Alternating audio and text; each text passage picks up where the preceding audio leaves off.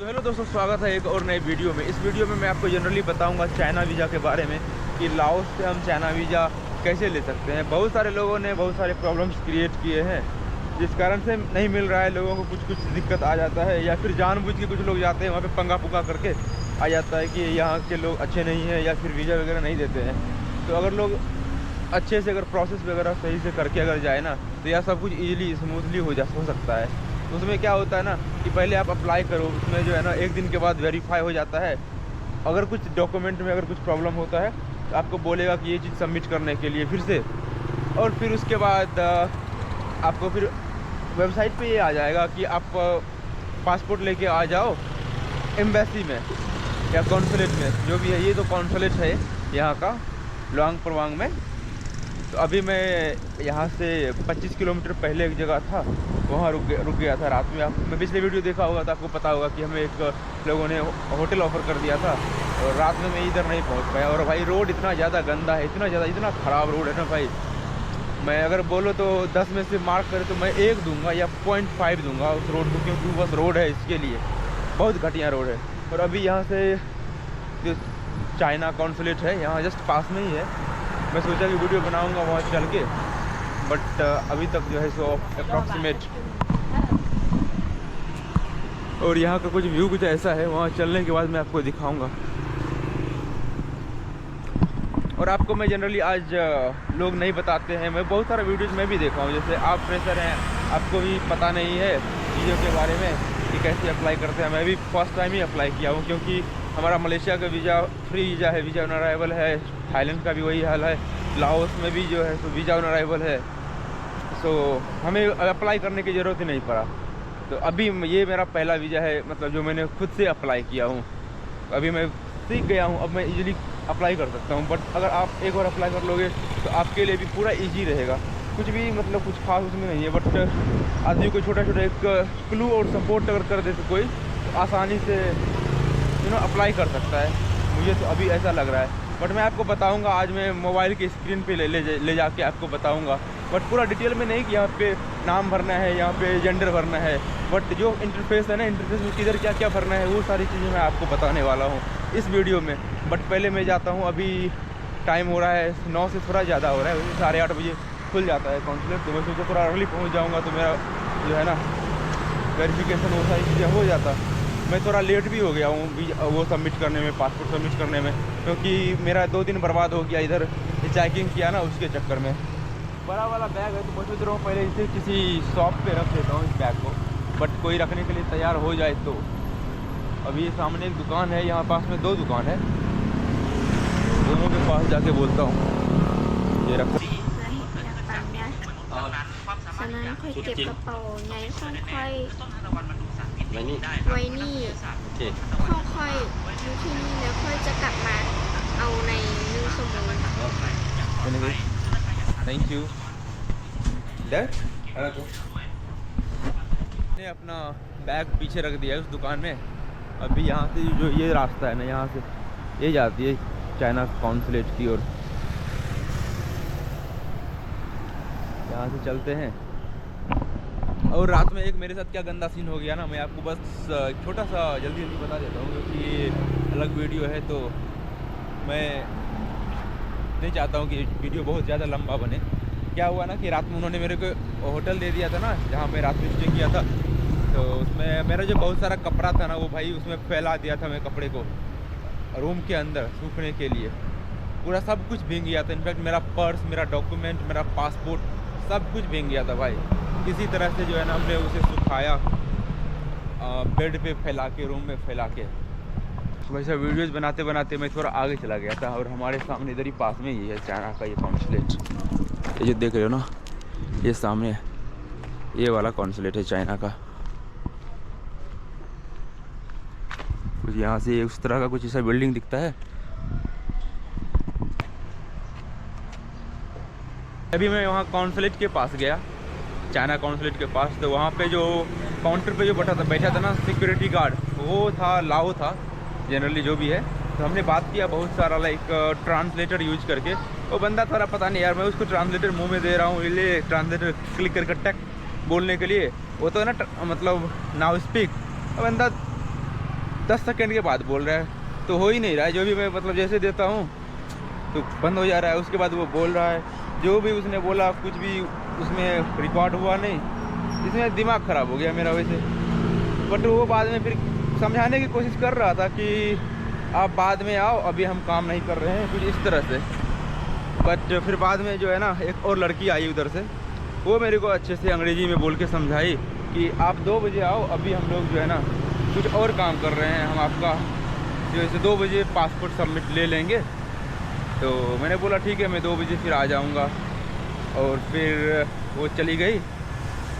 और अभी हम आ गए हैं हमारे जहाँ पे बैग है ना, हमारे बैग के पास। तो चलते हैं, हमारा बैग लेते हैं और यहाँ से हॉस्टल की ओर जाते हैं। पहले हॉस्टल में सामान वगैरह रख देंगे, उसके बाद फिर वापस से 2 बजे आएंगे भाई।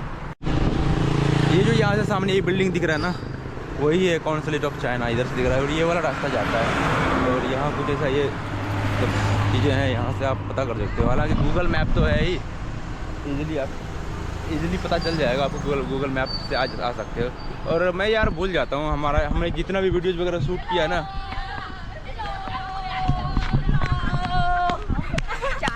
अरे you can say hi bye. सब बच्चे खुश हो गए यार हमारा कैमरा देख के। ये बोल रहा था कि मैं यार सुपर व्यू में जनरली शूट करने की कोशिश करता हूँ, बट कभी कभी मोड चेंज करता हूँ ना किसी काम के लिए, भूल जाता हूँ। ये सारा वीडियो आज जो है ना हमारा जो भी शूट हुआ वो नॉर्मल नैरो मोड में हो गया, सुपर व्यू मोड में हुआ नहीं। और लोग हमें देख के हंस रहे हैं यार, हम कैमरा से ब्लॉग बना रहे हैं ना। हमने बैग ले लिया है, अभी यहाँ से हॉस्टल की ओर जाएंगे। यहाँ से 1.5 किलोमीटर हॉस्टल है और 280 रुपये में मैंने हॉस्टल बुक किया है।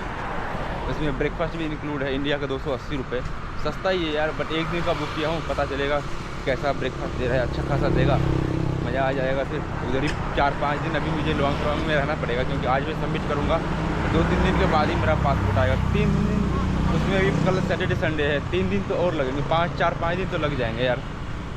तो उसके अकॉर्डिंग मैं 5 दिन इधर ही रह लूँगा, क्या कर सकता हूँ, रहना ही पड़ेगा भाई। तो अभी मैं यहाँ से जाऊँगा जैसे हॉस्टल, तो मैं आपको अभी चेक इन तो नहीं करने देगा, क्योंकि अभी 10 बजने वाला है। अभी 2-3 घंटे 4 घंटे के बाद वो मुझे चेक इन करने देगा। तो उसके अकॉर्डिंग जो है ना, मैं आपको अपने स्क्रीन पे ले जाके, मोबाइल स्क्रीन पे ले जाके आपको बताऊंगा कि कैसे अप्लाई करना है। वो सारी चीज़ें, जो छोटी छोटी स्टेप्स जो भी होता है ना, वो सारी चीज़ें, बहुत सारे ऑप्शंस रहते हैं उसमें, वो सब चीज़ें मैं आपको बताने वाला हूँ, जो आपके लिए बहुत ईजी होने वाला है, अगर आपके पास ये वीडियो पहुँचा तो। गाइस अभी मैं अपना हॉस्टल आ गया हूँ। अभी मुझे जाने में अभी टाइम है, अभी 11। इसमें दिखाता हूँ, ये जो है ना गाइडेंस ऑन वीज़ा एप्लीकेशन, ये वाला लिंक है। इसमें लिखा हुआ है consular.mfa.government.cn चाइना, ठीक है। ये इस पर हम लोग क्लिक करेंगे तो इस तरह से कुछ इंटरफेस आएगा। इसमें जो है ना स्टार्ट एप्लीकेशन करके, उससे पहले इसके ऊपर गाइडेंस है, तो वो आप थोड़ा पढ़ लीजिएगा। पढ़ने में लोगों को थोड़ा सोचता है कि नहीं पढ़ूँ, ऐसे डायरेक्ट अप्लाई कर दे, बट पढ़ने के बाद थोड़ा आपको ईजी रहेगा समझने के लिए। तो गाइडेंस ये ईजी मतलब पता नहीं चल रहा है इसमें आई थिंक, लेकिन फिर भी इसको अभी मैं नैरो मोड में करता हूँ। पहले मैं आपको मोबाइल के स्क्रीन पे लेके चलता हूँ। इसमें जो है सो सबसे पहले यहाँ पे ये जो वेबसाइट है गाइडेंस ऑन वीज़ा एप्लीकेशन, इस वेबसाइट पे हम क्लिक करेंगे। यहाँ पे हमने क्लिक किया तो ऐसा कुछ इंटरफेस आता है। इस इंटरफेस में क्या है कि आपको यहाँ पे पढ़ने के लिए थोड़ा मिलेगा, गाइडेंस ऑन वीज़ा एप्लीकेशन। थोड़ा आप इसको निकाल के पढ़ लीजिएगा, आई मीन क्लिक करके पढ़ लीजिएगा, उसमें कैसे कैसे क्या है, थोड़ा गाइडेंस आपको ईजी पड़ जाएगा कि समझ में आ जाएगा। उसके बाद नीचे है स्टार्ट एप्लीकेशन, स्टार्ट एप्लीकेशन करेंगे तो क्लिक टू एंटर, कुछ ऐसा आएगा। और यहाँ पर जो है ना हमारा पहले से स्टार्ट माई एप्लीकेशन, यहाँ से हम स्टार्ट कर सकते हैं। जैसे हम कहाँ से हैं, जैसे एशिया में है तो एशिया क्लिक किए। वैसे मेरा इधर इस साइड में है track the status of my application, ये क्योंकि मैंने पहले से अप्लाई करके रखा हूँ तो इसके कारण यहाँ पे कुछ ऐसा आ रहा है। बट पहले हम एशिया सेलेक्ट करते हैं और इसमें एशिया में जो है सो हम कहाँ से है, select the city where you will submit the application. तो सबसे पहले हम इसमें लुआंग प्रवांग डालेंगे। लुआंग जल्दी वैसे सर्च करने से आता नहीं है, तो हम लाओ सर्च कर लेते हैं। ओके, हम सिटी सर्च करते हैं। ओके, हम लुआंग प्रवांग सर्च किया तो यहाँ पे आ गया लुआंग प्रवांग। अब इस पर हमने क्लिक किया, ठीक है। अब यहाँ पे कुछ ऐसा इस तरह से आया, जो आपको कुछ चाइनीज में आएगा, तो अगर समझ में नहीं आएगा तो उसको आप स्क्रीनशॉट लेकर गूगल पे जाके ट्रांसलेट करके समझ सकते हैं। तो start the filling the form, ऐसा हम लोग करेंगे। अब यहाँ पे देखिए, यहाँ पर जो है इसमें आप नंबर 1 में आपको फ़ोटो डालना है। इसमें जो है data page of the passport, data page of the passport, data page of the passport, ये जो है इसमें आपको, इसमें आपका पासपोर्ट का फ़ोटो है, फ़ोटो सिर्फ एक पेज अपलोड करना है, data page of the passport इसमें। और नीचे अपना नाम जो भी है, ये सब तो आपको पता ही है, डेट ऑफ बर्थ वगैरह वो सब भर देंगे आप। उसके बाद फिर विदाउट फिल किए ये आगे बढ़ेगा नहीं शायद, उसी तरह से है। और इसमें type of visa, type of visa में आप टूरिस्ट है, इधर वर्क इन्फॉर्मेशन है, तो अगर आप कुछ काम करते हैं, सैलरीड पर्सन है, तो उससे जो भी इन्फॉर्मेशन है वो भर सकते हैं। एजुकेशन में क्या है वो सब भर सकते हैं। फैमिली इन्फॉर्मेशन के बारे में थोड़ा पूछता है, माता का नाम, पिता का नाम, तो वो भी भर सकते हैं। इन्फॉर्मेशन ऑन योर ट्रैवल, कि आप ट्रैवल के बारे में पूछेगा कि आपको किधर जाना है, वो सारी चीज़ें इसको इसमें भरना है। Information on previous travel, previous travel में आपने लाइक पिछले 1 साल में किस किस कंट्री में आप घूमे हैं, तो वो सारी चीज़ें इसमें देना होता है। जैसे अगर आप मलेशिया, थाईलैंड, इस तरह से लाओस, ये सारी चीज़ें आप डाल सकते हो। अदर इन्फॉर्मेशन और डिक्लेरेशन। और इसमें मैं आपको नंबर 6 का मैं बताता हूँ आपको, इन्फॉर्मेशन ऑन योर ट्रैवल। इसमें कुछ है कि एक जगह आएगा आपको इन्फॉर्मेशन ऑन योर ट्रैवल में, कि आप कौन कौन से कंट्री घूमे हैं, तो उसमें आपको वो सारी चीज़ें, जैसे पासपोर्ट है, सफिशिएंट नंबर ऑफ पासपोर्ट, इसमें 6-7 सेक्शन आपको मिलेगा। उस सेक्शन में अलग अलग सेक्शंस में अलग अलग एक पेज जो है सो अपलोड करना होता है। जैसे एक पेज में हमने अपलोड कर दिया हमारा पासपोर्ट का, एक दूसरे पेज में कर दिया हमारा, अगर कोई वीज़ा है तो वो वीज़ा अपलोड कर दिए, 1 वीज़ा, 2 वीज़ा, 3 वीज़ा, जो भी है, इमिग्रेशन स्टाम्प वगैरह जो भी लगता है ना, वो सारी चीज़ें। बट एक जेपीजी फॉर्म में, इसे पीडीएफ में अपलोड नहीं करना है, जेपीजी फॉर्म में अपलोड करना है। एक पेज को एक सेक्शन में अपलोड करना है। आपको मिल जाएगा वहाँ पे 8 सेक्शन, 6 सेक्शन, और आप उसमें ऐड करके एक्स्ट्रा भी कर सकते हैं।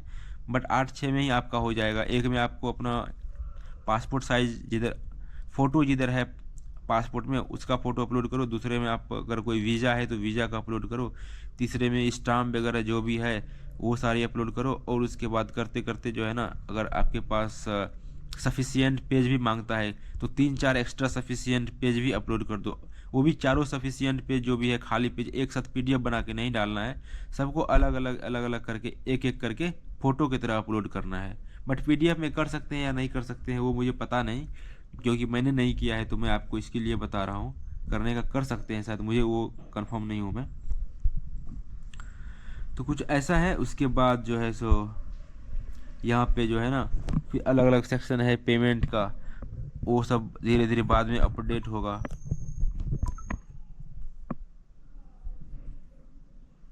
हम यहाँ से बैक जाते हैं पहले, और हमारा जो एप्लीकेशन है उस पे जाते हैं।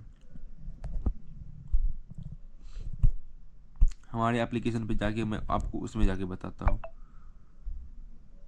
इसमें जो है ना, आप यहाँ पे देख सकते हैं, यहाँ पे जो अभी आ रहा है ना, पासपोर्ट टू बी सबमिटेड, इसके नीचे में पहले मुझे चाइनीज़ में कुछ लिखा हुआ आ रहा था, तो मैंने उसमें देखा कि ये कुछ तो अपडेट हुआ है, बट वो चाइनीज़ में था, तो मैंने स्क्रीनशॉट लिया, उसे ट्रांसलेट करके देखा, तो उसमें मुझे बैंक स्टेटमेंट मांग रहा था कि please upload your bank statement.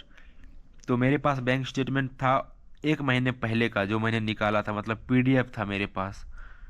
तो पिछले 6 महीना का मैं जो है सो बैंक स्टेटमेंट मेरे पास था, लेकिन 1 महीना पहले का था, क्योंकि अभी मैं करंट में नहीं कर सकता हूँ, क्योंकि मैं बार बार सिम कार्ड वगैरह निकालता हूँ ना मोबाइल से, तो हमारा लॉग आउट हो गया जितना भी बैंक का जो ऑफिशियल, जैसे एसबीआई का योनो है, यूनियन बैंक का व्योम एप्लीकेशन है, उस पर हम लॉगिन नहीं कर पा रहे हैं, तो हम अपना बैंक स्टेटमेंट अभी अपने फ़ोन से डाउनलोड नहीं कर पाएंगे। तो लेकिन बाय गॉड ग्रेस मैं लेके चला था निकाल के, पीडीएफ बना के, बट 1 महीना पहले का था, बट वो हमारा काम आ गया। यहाँ पे मैंने सबमिट कर दिया। बस उसमें फ़ंड की बात करूँ तो कुछ खास ज़्यादा फ़ंड नहीं है, वही अप्रॉक्सीमेट 40,000 के अप्रॉक्सीमेट में फ़ंड है। और भाई मैंने कुछ स्क्रीन शॉट्स वगैरह लेके रखे हैं, तो वो मैं आपको दिखाता हूँ कि उसमें जो से मैंने जो सारी चीज़ें आपको बताया ना इन्फॉर्मेशन से रिगार्डिंग, तो इसमें जो है आप देख सकते हो कि यहाँ पे हमारा पासपोर्ट वगैरह कुछ सबमिट है। मैंने अपना पासपोर्ट का ये कुछ डिटेल्स वगैरह पूरा मैं ब्लर कर दिया हूँ, और ये सारी चीज़ें फिल करना होता है। आप आगे देखो यहाँ पे जो है ना, ये सबमिट होने के बाद आपको इस तरह से दिखाएगा कि $26 आपको देना है, और नीचे एड्रेस वगैरह वो सब आएगा। और यहाँ पे जो additional reminder from the consulate, ये जो लिखा हुआ है ना नीचे, additional information from the consulate, यहाँ पे मैंने क्लिक किया बाद में, एक्चुअली मैं बाद में क्लिक किया, मुझे पता नहीं था। तो वहाँ पे आया इस तरह से, ये मैंने, वो चाइनीज़ में था, मैंने उसे ट्रांसफ़र, आई मीन वो चाइनीज़ में था तो मैंने उसे ट्रांसलेट किया गूगल पे जाके स्क्रीनशॉट लेके। तो उस पर ये लिखा था कि please bring your passport and submit it at the museum between 2 PM and 5 PM, उसके बीच का बोले सबमिट करने के लिए। मैं आज सुबह सुबह गया था ना, तो इसलिए उन्होंने घुमा दिया, उसने मेरे को बोला कि आप 2 बजे आओ। और इस तरह से मैं आपको भी बता रहा था ना, अलग अलग पेज का डॉक्यूमेंट वगैरह जो भी है सबमिट करना है। तो इसमें देखो proof information page, sorry passport information page, यहाँ पे आप देखो कि मैंने अपना पासपोर्ट वगैरह अपलोड किया हुआ था ऊपर, और इसमें देखो खाली पेज अपलोड किया है। मेरे पास वीज़ा था तो वीज़ा का अपलोड किया है, कोई भी वैलिड वीज़ा अगर पास आपके पास है तो वो आप अपलोड कर सकते हो। तो मेरे पास वैलिड वीज़ा जो भी था वो सब अपलोड किया है। इधर स्टाम्प वगैरह जो भी इमिग्रेशन का हुआ ना, एंट्री चेक आउट जो भी है इमिग्रेशन हुआ, वो सारा हमने इसमें डाला हुआ है। इमिग्रेशन एंट्री और एग्जिट वो सारी चीज़ें मैं इसमें डाला हुआ हूँ। और उसके बाद नीचे आप इसमें लिखा हुआ है the proof of legal stay और रेसिडेंस स्टेटस इन लाओस। तो हम लाओस में कहाँ रह रहे हैं उसके बारे में भी थोड़ा वो कुछ डिटेल्स पूछता है कि हम लीगल स्टे में रह रहे हैं कि नहीं रह रहे हैं। लाइक हम होटल में रह रहे हैं तो हमारा होटल का डिटेल्स, तो मैं उस टाइम वेंतियान में था जब मैं अप्लाई कर रहा था। तो वेंतियान में जिस होटल में मैं हॉस्टल में रुक रहा था ना, मैं हॉस्टल का उससे मैं ले लिया था बिल। वो बिल मैंने यहाँ पे अपलोड कर दिया कि हाँ मैं लीगली स्टे कर रहा हूँ यहाँ पे, और हमारा वीज़ा जो है अभी वैलिड है, वीज़ा भी लीगल है। आप ये 2 चीज़ इस चीज़ में आप अपलोड कर सकते हैं। और तीसरा हो गया हमारा certificate of travel to China. Certificate of travel to China में जो है ना, हम जैसे हमारे पास चाइना में सर्वाइव करने के लिए जो सारी चीज़ें होनी चाहिए, जैसे हमारे पास होटल बुकिंग है, तो मैंने होटल बुकिंग का जो मैं booking.com पे किया हुआ था, तो उसका 3 सिटी का मैंने उसमें मुझे वैसे करना था, बट मैं 2 ही सिटी का किया। और 2 सिटी का जो भी बुकिंग था ना, मैं उसका कुछ बनाया नहीं, बस स्क्रीनशॉट लिया, उसका एक PDF बना दिया और PDF यहाँ पे अपलोड कर दिया। और यहाँ पे आप देखो तो ये जो है ना हमारा फ़्लाइट डिटेल्स है, flight ticket, return flight ticket and जाने का flight ticket. Dummy flight ticket हमने बुक किया हुआ था जो कि 1000 रुपये में हमें मिल गया था, जाने और आने दोनों का। तो वो हमने इधर अपलोड किया है। एक ये हो गया हमारा, एक दूसरा ये हो गया, और तीसरा ये हमने बाद में अपलोड किया है बैंक स्टेटमेंट। जब उन्होंने 1 दिन के बाद आया था ना हमारा नोटिफिकेशन कि please upload your bank statement, तो हमने इसको अपलोड किया था। तो कुछ ऐसा, ये सारी चीज़ें ऑलमोस्ट आपको मैंने बता दिया है।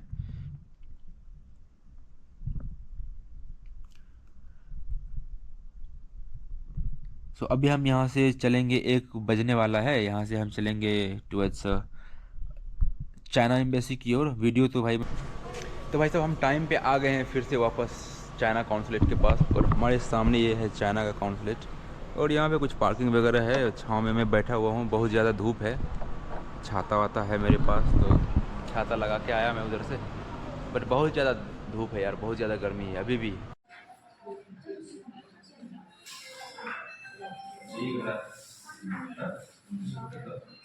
वीज़ा एप्लीकेशन हो चुका है और मुझे मिला है ये रिसिप्ट, और उन्होंने बोला है कि मुझे अभी जाने के लिए बैंक में, अभी मैं जा रहा हूँ बैंक में पेमेंट करने के लिए $26 का, जो कि मेरे पास है मात्र $22 और $4 कम है मेरे पास। तो हम मिक्स करके अगर दे सकते हैं तो अच्छी बात है। अगर वो मिक्स करके नहीं लेंगे, अगर सिर्फ फिर किप में मांगेंगे, तो मेरे पास किप भी है, यहाँ का जो करेंसी है, मैं किप में दे दूँगा फिर पैसे उनको।